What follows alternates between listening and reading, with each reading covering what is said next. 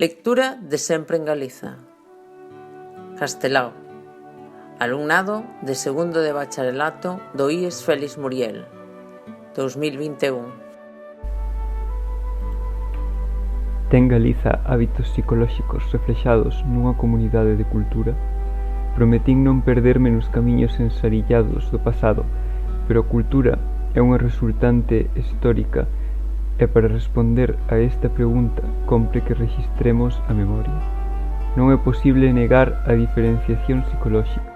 Abondaría para demostralo con citar os aldraxes que os clásicos casteláns nos dirixiron, en verso e prosa, por considerarnos diferentes e non asimilables.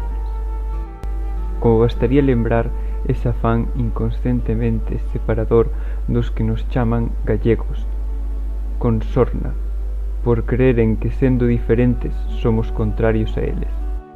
Eses aldraxes teñen unha explicación. Os imperialistas, cando topan coa resistencia espiritual dun pobo cometido, confunden a dureza para deixarse asimilar coa dureza para asimilar. Así, os ingleses aldraxan aos escoceses, os franceses aos bretóns, os casteláns aos galegos. E todos eses andraxes non son máis que un recoñecimento tácito do carácter nacional que non se deixa exterminar. A nosa terra diferente crea hábitos peculiares de vida que se manifestan en cada época baixo formas autóctonas de cultura. Velaí están os movimentos prehistóricos de Galiza, que amostran características diferenciais. E na galeguísima cultura dos castros e citane aparece un arte requintado e propio, con símbolos religiosos que fan supor a existencia de cultos peculiares e comuns a toda Galiza. A Galiza do século IV, pobo celta, romanizado e cristianizado, dou a figura extraordinaria de Prisciliano, perseguido por enxertar na doutrina católica o sentido pateísta do seu país natal e a liberalidade moral dos seus coterráns.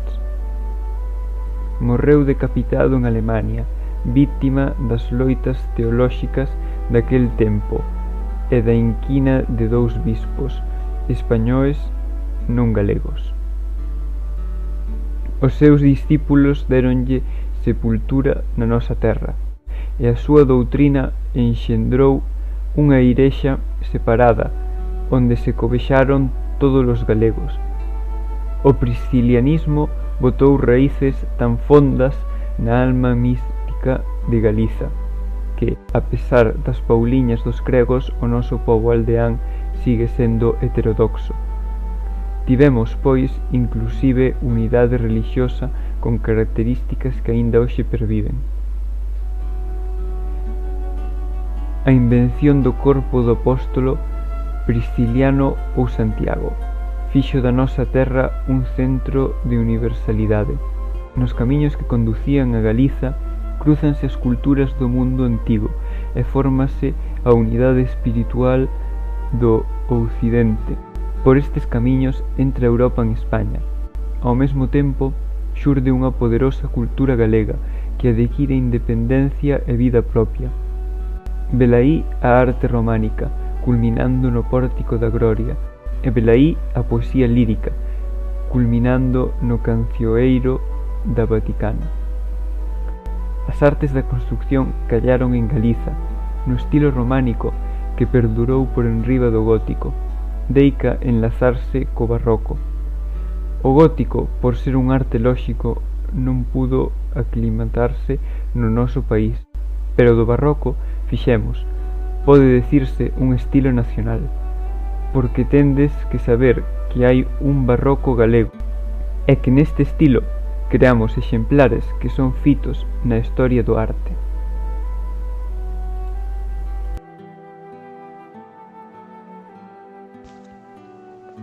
O romance galego percorreu un ciclo literario completo, de tan alto valor artístico que traspuxo as fronteiras do noso país, chegando a ser lingua lírica e cortesán de Castela. En galego escribiron Alfonso IX, Alfonso X e outros enxenios casteláns. Incluso algún poeta árabe foi tributario do noso idioma. Escoitado que di Santillana: non ha mucho tiempo cualesquier decidores e trovadores destas partes agora fosen castellanos, andaluces ou de la Extremadura. Todas sus obras componían en lengua gallega ou portuguesa. Foi preciso executar a doma e castración de Galicia, verbas de Zurita, cronista dos reis católicos, para que emudecéramos, pero a nosa lingua seguiu florecendo en Portugal, e o pobo galego non quixo esquecela. Cando a fala popular de Galiza se lle negaba, por negarnos todo, condicións para ser lingua de cultura, ergueuse a protesta do padre Sarmiento, afirmando que el se comprometía a traducir ao galego todo canto se escribeu en grego, latín e castelán. As mocedades románticas e liberás do século XIX descubriron a fermosura lírica do galego e iniciaron a renascencia das nosas letras, que hoxe volven a florecer. Temos, pois, unha literatura con características que incluso resaltan nos escritores galegos de fala castelán. Dixo Tolstoi que dende a Idade Media as clases outras viviron sen arte propio, e que somente o pobo segueu disfrutando dun arte verdadeiro que responde á súa concepción da vida. Isto parece escrito adrede para Galiza, pois mentras os señoritos alleiros vivían espiritualmente de prestado, o pobo galego seguiu creando arte e sabiduría. Velaí están os refráns, algúns tan sabios como este, que quero ofrecer á vosa consideración de revolucionarios, porque é todo un tratado de economía, malia o dente que come a semente. Velaí están os nosos cantares, a reverten rura e malicia para competiren en beleza cos cancioeiros de calisquera outro país do mundo. Velaí están os hórreos, para demostraren o sentido galego das fremosas proporcións. Velaí está a nosa cultura popular nos cruceiros, nas fontes e nos portalóns.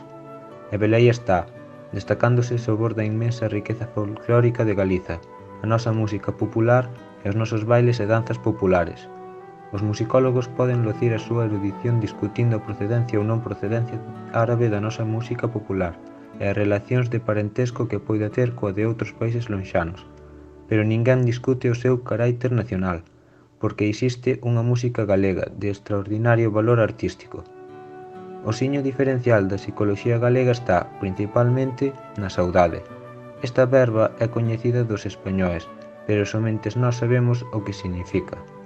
Este significado ninguén acertou a expresalo, nin siquera Rosalía de Castro, que foi o corpo mesmo da saudade, pero a saudade existe, anda sempre con nós.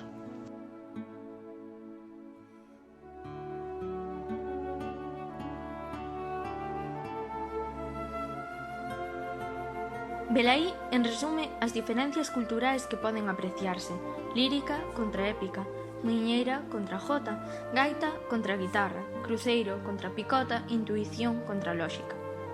Xa demostramos que Galiza ten todos os atributos dunha verdadeira nacionalidade: idioma, terra, economía e cultura. Vexamos agora que dereitos lle corresponden como tal nacionalidade e vexamos de paso a posición doutrinal dos antifeixistas galegos. Non esquezamos que o noso propósito é propor a consideración dos galegos leais un programa único de reivindicacións e unha liña táctica de defensa contra o centralismo que se agacha nas esquerdas republicáns. Unha nación é soberán e ten dereito a organizarse autonómicamente, sen máis límites que os derivados do respeto ao dereito igual das demais nacionalidades. A nación ten dereito a federarse con outras e a separarse da federación cando lle conviñer. Unha nacionalidade, pois, ten dereito incluso a constituirse en Estado independente. Certo que o autor en que nos afincamos, por ser un home de realidades e non un liorteiro xurídico, condiciou o deber do proletariado ante o dereito dunha nación, que, por exemplo, preténdese restaurar institucións de tipo reaccionario, pois, aínda que este dereito sexa indiscutible, non pode ser defendido polos traballadores. Mais o proletariado debe incorporarse a un movimento reivindicador das nacionalidades para derrubar a política imperialista e facilitar a unión internacional dos obreiros e campesiños. Querse dicir que o proletariado endexamais pode negar o dereito das nacionalidades á súa independencia e debe loitar pola liberdade nacional cando elo non se opón aos sagros intereses da súa clase. A liberdade das nacións afecta ao proletariado tanto ou máis que á burguesía. Non se pode falar seriamente do desenrolo espiritual do pobo traballador cando non se lle permite servirse do seu idioma nas escolas, nos tribunais, nas asambleas, etc. A autonomía territorial permite explotar de mellor maneira as riquezas naturais do país e soerguer as forzas productivas sen agardar a que a solución veña de fora. Os marxistas rusos non poden prescindir do dereito de autodeterminación das nacións, e a teoría staliniana cómprese nos artigos 16 e 17 das constitucións da URSS. De acordo con estes principios, o Buró Político do PC español non se esqueceu de incluir na proposta oficial de unificación dirixida ao PS en xulio derradeiro a seguinte condición: recoñecimento do dereito democrático de independencia nacional para cataláns, vascos e galegos, independencia nacional que pode asegurarse en forma real e perdurable mediante a unión de todos os povos de España contra o enemigo común, contra os feixistas españois e os invasores xermano-italianos. A Terceira Internacional recoñece como nacionalidades a Cataluña, Euskadi e Galiza, e a oposición política dos comunistas españois responde, lóxicamente, a este recoñecimento. Cal é o criterio dos galeguistas? Para nós, os galeguistas, Galiza é unha nación e ten o dereito e deber de organizarse autonómicamente. Xa sinalamos a coincidencia do galeguismo e do comunismo a este respecto e nas arelas de organizar a convivencia fraternal das nacionalidades hispanas, dentro do marco dun mesmo Estado. Así o proclamamos en Berna, o ano 1932, ante o 9º Congreso das Minorías Nacionais de Europa.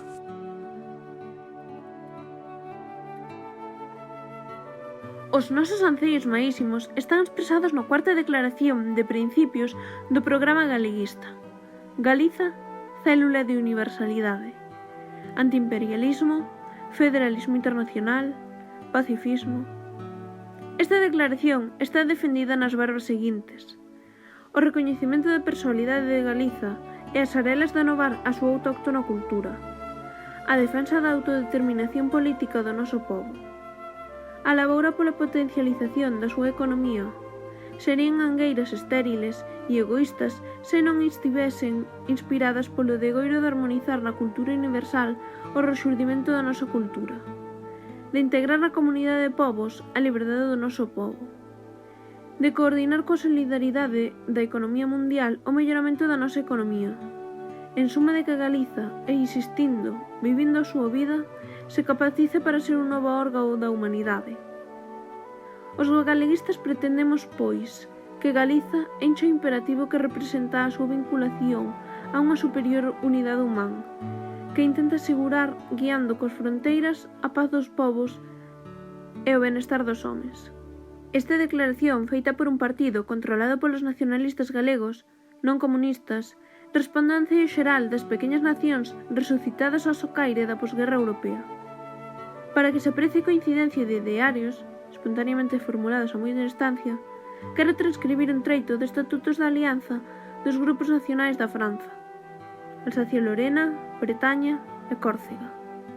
Os estados modernos basados na forza caducarán pola crecente interdependencia económica do mundo, pois os antagonismos en que afincan a súa existencia somente sirven para provocar guerras cada vez máis terribles. Sería mellor substituílos por unha federación de povos, onde cada nacionalidade poidera determinar o seu propio estatuto político e proseguir o seu desenrolo cultural, conforme as súas tradicións e tendencias, pero asegurando a unidade política pola supresión das aduanas e pola práctica do libre cambio. Esta concepción daríalle aos povos os dous bens máis esenciais, a liberdade e a paz. Cando un galego se decata das realidades do seu país e chega a sentirse fillo dunha nación privada de liberdade, debe defender a posición maximalista que acabamos de esbozar, pois se Galiza é unha terra diferente, ten dereito a ser existente. É unha de dúas: ou negamos o carácter nacional da nosa terra ou temos que defender os seus dereitos. Na política mundial hai, arestora, dúas tendencias xerais en aparente posición: a internacionalista, debido ás circunstancias políticas do noso tempo e ás condicións económicas do mundo, e a particularista debido ao rexurdir das nacionalidades que loitan pola liberdade dentro dos grandes estados. Estas dúas tendencias atopan a súa solución normal no federalismo, mais o federalismo internacional somente pode realizarse sobre das ruínas e dos estados imperialistas e coa previa abolición do sistema capitalista actual. Por isto, a estrutura federal do Estado español será posible co triunfo das armas leais. Quero proclamar, en letras de molde, o que dixemos moitas veces en mítins de propaganda. Cremos que o separatismo é unha idea anacrónica e somente o disculpamos como un movimento de desesperación que ande xamais quixéramos sentir. Isto significa que os defensores da posición maximalista de Galiza non intentamos tronzar a solidaridade dos povos españois, reforzada por unha convivencia de séculos, senón máis ben posibilitar a reconstrución da gran unidade hispana ou ibérica. Con tal de que as nosas arelas federalistas se visen comprimidas, Galiza cedería voluntariamente dos seus dereitos todo canto fose indispensable para crear a soberanía do Estado español. Pero sendo demócratas verdadeiros e arrelando a unión fraternal de todos os leales, estamos dispostos a ceder tamén da nosa posición doutrinal, canto sexa preciso para construirmos o futuro benestar da nosa terra. Frente a un separador, sentímonos intransigentes. Frente a un amigo, sentímonos dispostos a pactar. Frente a un irmán, somos capaces de ceder parte do noso ideario.